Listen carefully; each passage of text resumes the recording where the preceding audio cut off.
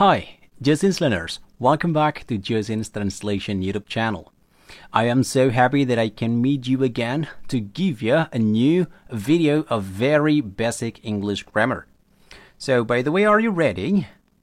Kita akan belajar basic English grammar untuk menambahkan ekspresi kita dalam memulai menggunakan bahasa Inggris sebagai bahasa kedua kita. Kita akan membahas determiner. Jadi determiners ini adalah bentuk kata penjelas. Misalnya the book, kata the itu adalah determiner. This book, this-nya itu adalah determiner. Jadi memberikan penjelasan lebih untuk kata bendanya. Sedangkan untuk pronouns itu adalah kata ganti. Misal seperti I, you, we, they, mereka, kita, kamu, dia. Itu adalah pronouns. Dan yang akan kita bahas ya ini adalah pronoun somebody, anybody, and nobody. Bagaimana cara menggunakan ketiga kata berikut ini? So, are you ready? Let's get started. Yang pertama, kita akan mulai dari somebody, someone, something, and somewhere. Jadi, some, kemarin di video yang sebelumnya kita udah pelajari, yakni some artinya beberapa. Tapi ketika dia bergabung dengan body, one, thing, where, maka dia menjadi pronoun.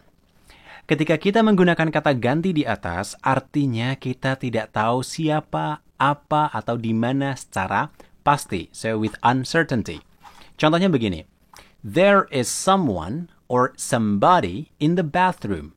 Ada seseorang di kamar mandi. Artinya kita tidak tahu pasti siapa. Nah, kita pakai someone dan body karena merujuk pada orang. Contoh yang kedua. There's something at your tooth.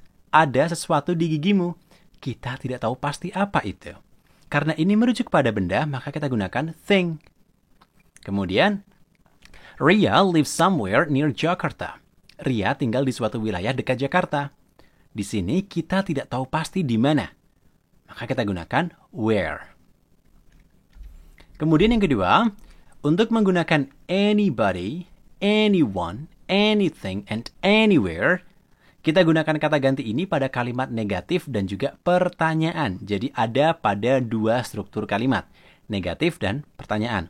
Tapi kalau kalimatnya positif, kita gunakan kata di bagian satu di atas. Jadi menggunakan some. Contohnya, is there anybody or anyone in the bathroom? Apakah ada orang di dalam kamar mandi? Kita gunakan anybody or anyone, bukan somebody, bukan someone. Karena apa? Karena ini adalah kalimat negatif. Pertanyaan, sorry. Kemudian yang kedua, there isn't anything at your teeth. Tidak ada apa-apa di gigimu. Kemudian, did you go anywhere last night? Apakah kamu pergi kemana gitu tadi malam? Gitu. Selama itu kalimatnya negatif dan juga pertanyaan, maka kita gunakan any. Kemudian selanjutnya, nobody, no one, and nowhere. Keempat kata ini menunjukkan arti negatif.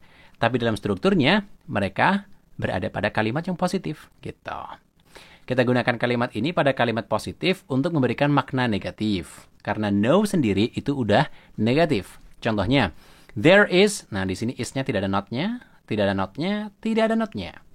There is nobody or no one in the bathroom. Tidak ada siapa-siapa di dalam kamar mandi. Kemudian yang kedua, there's nothing at your teeth. Tidak ada apa-apa di gigimu. Dan yang ketiga, there's nowhere to go. Tidak ada tempat untuk pergi. Seperti itu. Jadi udah mulai dari something, anything, nothing. Oke ya, complete.